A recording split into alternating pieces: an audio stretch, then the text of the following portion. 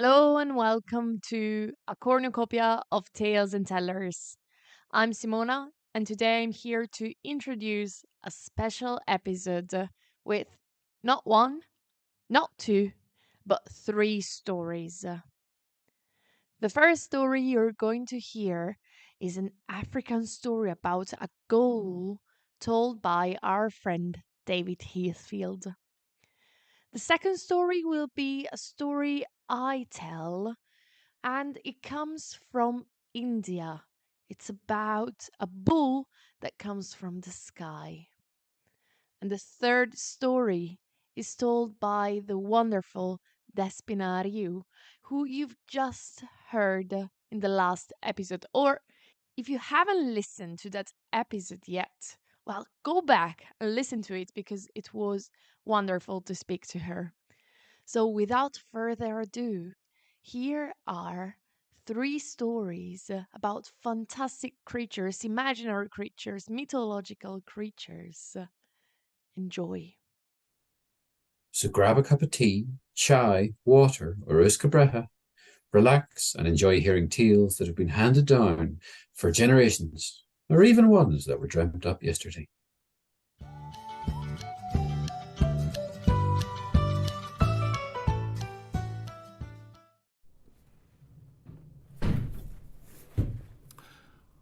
Canyon McCann, Ficadim as a man, there was and there was not a girl, a youngest sister, the youngest of seven. And they had no mother, no father. They lived far out in the desert in a small tent. And the only one there to protect them was their little dog. Life was hard. The seven sisters had to sustain themselves out there in the dry, hot desert. But one day, the flap of the tent opened, and into the tent came an old woman with a kindly expression on her face. All alone? I will cook for you, and I will clean for you. Oh, and the sisters welcomed her in. And indeed, the old woman was very kind, and she cooked for them and she cleaned for them. But the youngest sister noticed what the others didn't, that every now and then, that old woman's kindly smile would vanish from her face, and there was a look of pure hatred at the little dog. Her eyes turned red. It was almost as if she could see a licking of fangs. Well, when the old woman had gone at the end of the day, back to the tent where she lived not far away, the youngest sister said to her older sisters, "We must not trust her. She is a ghoul." "Nonsense," said the older sister. "She cooked and she cleaned for us." But the youngest sister insisted, and the older sisters became savage in their anger, and they lifted their hands and they struck their youngest sister until she wept. And that night she couldn't sleep. But from outside, she heard a sound in the desert sand, in the depth of the silent night.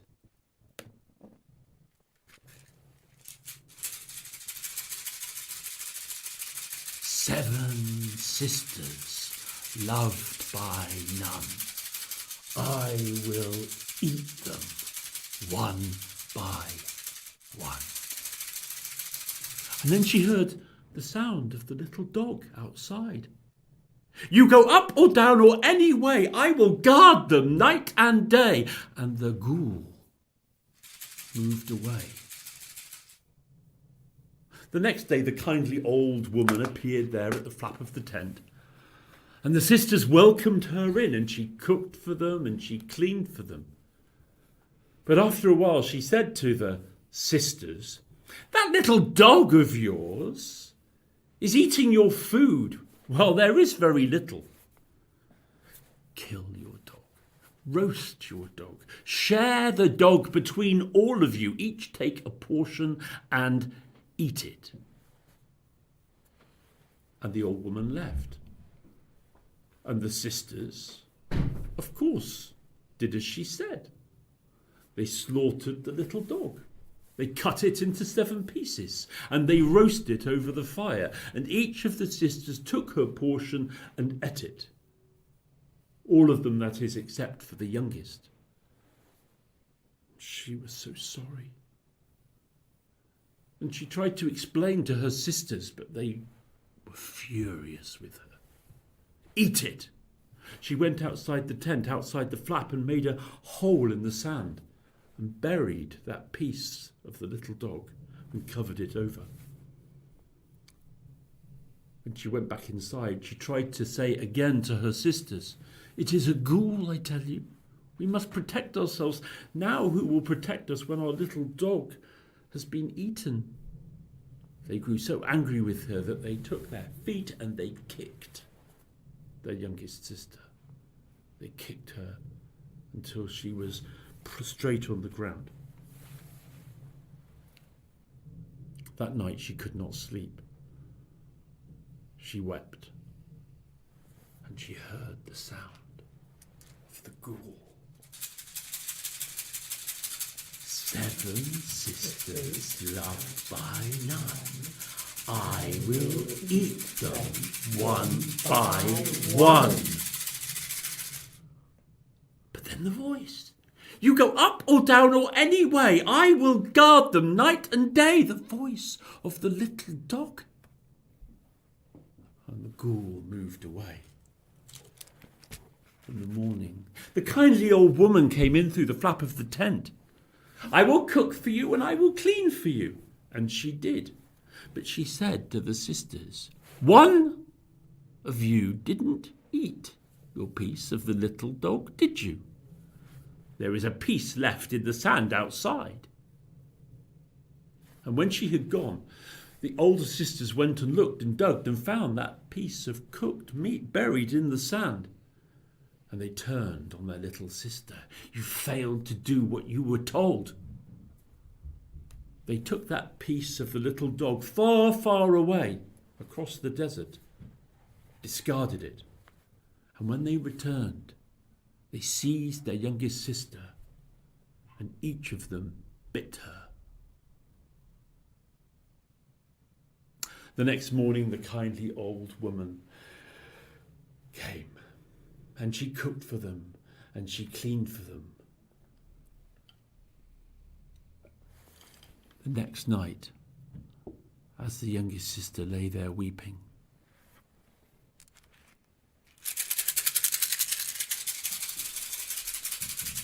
"7 sisters loved by none. I will eat them one by one." And the monstrous ghoul, the youngest sister saw her open the flap of the tent. And she was as ghastly to see as you can imagine. Her eyes burned red. She was tall, bony. Her tongue flicked between her sharp, fanged teeth.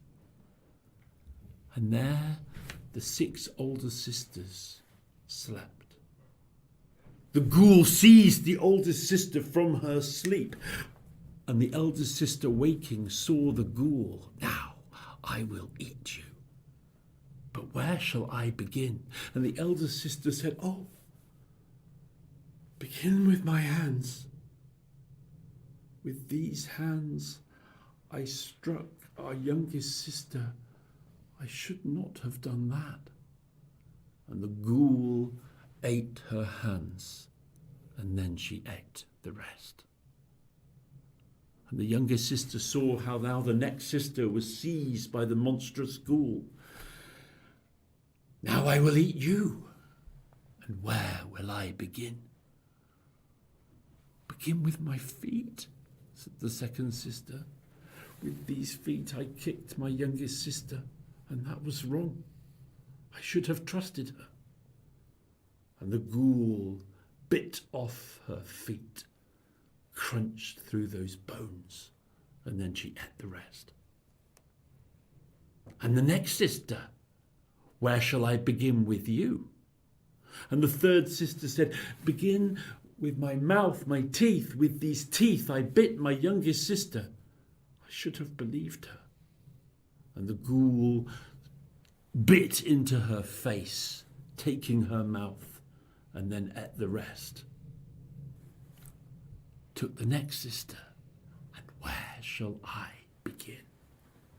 Or begin with my eyes? I should have seen what my sister saw. And the ghoul plucked out her eyes and swallowed them, and then she ate the rest.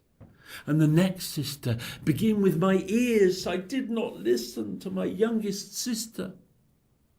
And the ghoul bit off her ears, and then she ate the rest. And the sixth sister, begin with my stomach, because in this stomach is the piece of our loyal dog, who we should have kept, who would have protected us.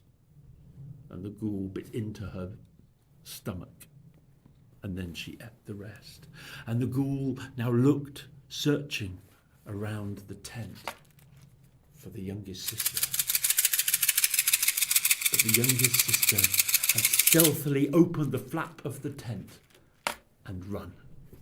She ran, and she ran, and she ran as swiftly as her small legs would carry her.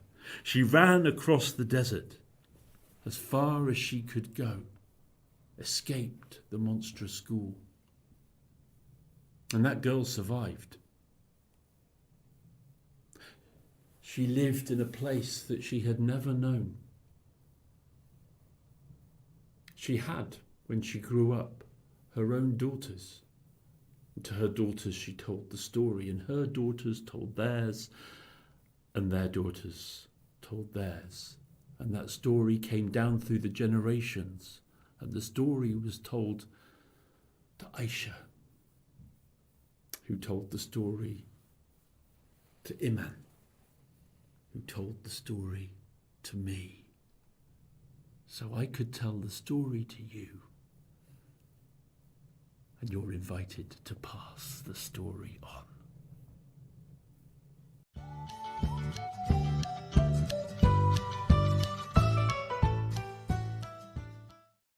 One day, a monk was sweeping the floor outside of the monastery when he saw on the ground the biggest tracks of hooves he'd ever seen. Whose hooves are these?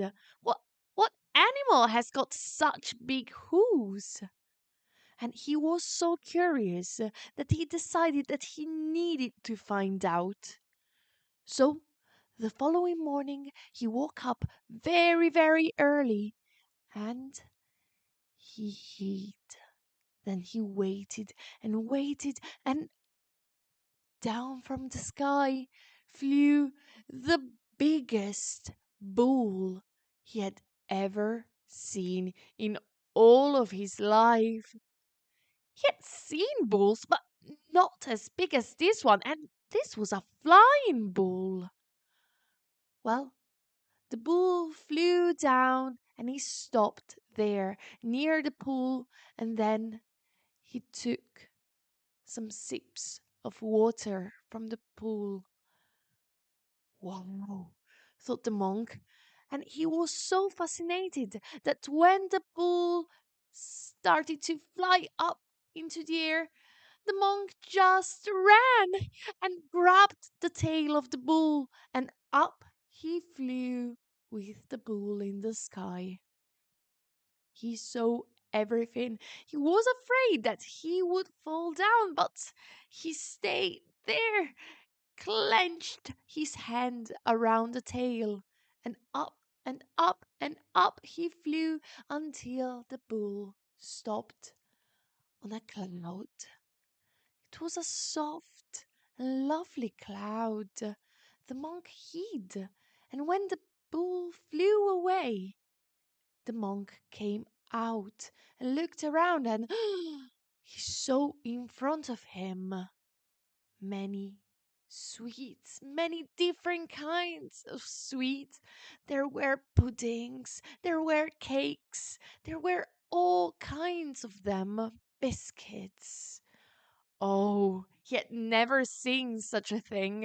And he started eating and eating, and wow, such a wonder! Every time he finished eating something, the food would appear again in his plate. And so for days and days he ate, and the food never finished. Oh, he had never eaten so well, but after a few days he started getting lonely. Oh, how lovely it would be to have his friends, the other monks, on the cloud with him. And so one day, when the bull came back on the cloud, he hid, and then he grabbed his tail just as the bull was started to flying down. And he flew down, and he came to the monastery, and there he stopped to drink at the pool. And the monk ran and ran and ran inside the monastery and told everything to his fellow monks, to his friends. They were all excited. Oh, please, please, bring us with you. And so the following morning they all hid. And as the bull flew down, they all ran, and one by one, the first one grabbed the tail of the bull, the second one grabbed the ankle of the first monk, and the third one the ankle of the second monk, and so on and on. And up they flew into the air. And first monk was the monk who had already been there, and he was looking down at his friends. They were all excited. And so they started speaking. Oh, please, please tell us what kind of sweets were you eating? Oh, there were cakes, there were biscuits, there were puddings. It was lovely.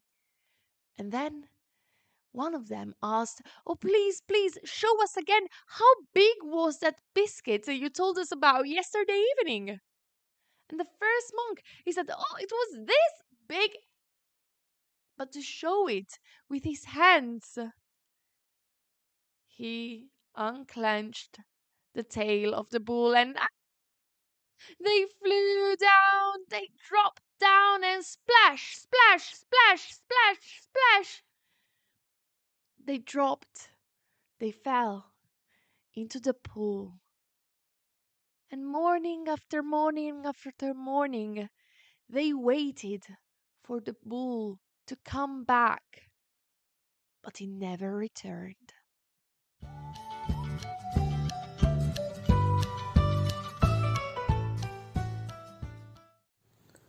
Persephone was out with her friends, looking for beautiful flowers to gather for her mother, Demeter. She strayed further away from her friends because there, at the side of the bank, she saw this daffodil flower, the most beautiful she had ever seen, and as she bent down to pluck it, the earth shook under her feet, and a great chasm opened from it, and out of it came 2 black stallions carrying a black carriage, and on top of the carriage a dark figure of a driver who drove his chariot towards the stunned girl and grabbed her from the waist, made a U-turn, and immediately entered the earth again, and the earth closed behind them so that no trace could be seen of the kidnapping. Persephone's friends looked for her and cried her name, and when time passed and they looked everywhere and couldn't find her, decided to go back and tell her mother Demeter about her disappearance. Demeter was worried, sick. She asked the friends if they had seen any trace, but they hadn't. The great goddess then decided to transform her daughter's friends.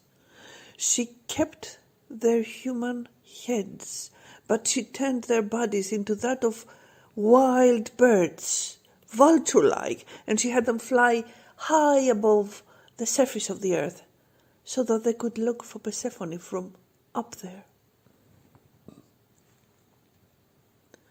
The girls looked and looked, but they could find nothing, because Persephone was no longer on this earth. When their search was over, they decided it would be too shameful to return to Demeter and tell her. So they simply flew away.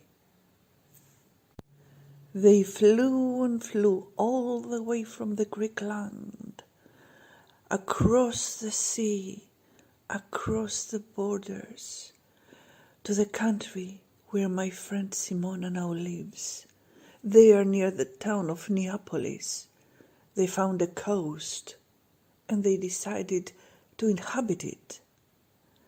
And they stayed there for many a year, calling out to passing sailors with their beautiful melodic voices, chanting and calling the sailors to them, only for the poor sailors to receive a horrible death upon the rocks.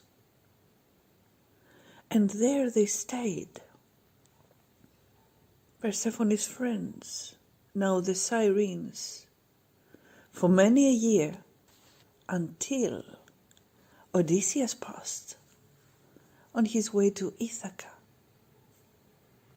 But he had been warned.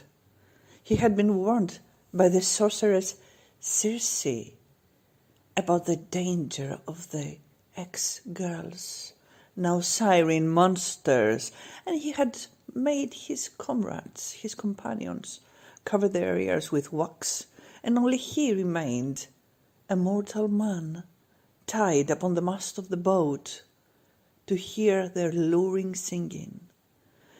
And as he begged his companions to release him so he could join the melodic voices, nobody paid any heed to his pleads, so the boat carried on smoothly, swiftly, rapidly, passed from the Sirens, and none of them got hurt. And that was the first time the Sirens had not even one mortal victim.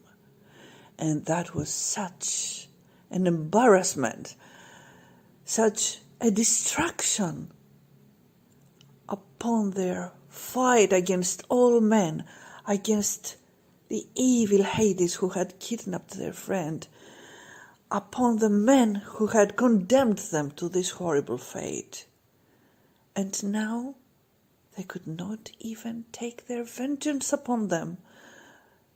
That was too much for the poor monsters.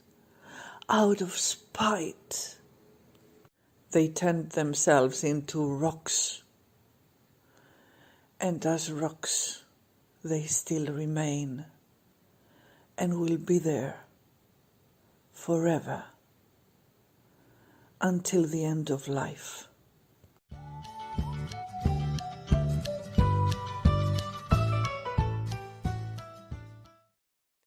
And thank you very much for listening to a cornucopia of tales and tellers. I hope you enjoyed the episode, and we'll be back in 2 weeks' time with another one. Until then, keep telling stories. Bye. Cornucopia of Tales and Tellers is a passion project brought to you by English teachers Alan and Simona, who want to create a compilation, or a cornucopia, if you will, of stories from all around the world by as many tellers around the world as possible. So grab a cup of tea, chai, water, or uskabraha, relax and enjoy hearing the tales that have been handed down for generations, or even ones that were dreamt up just yesterday. Music by Purple Planet. You can find us on Facebook at a cornucopia of Tales and Tellers. And if you like what you hear, you can buy us a coffee to help fund future episodes and the hosting of our podcast. Link in the description.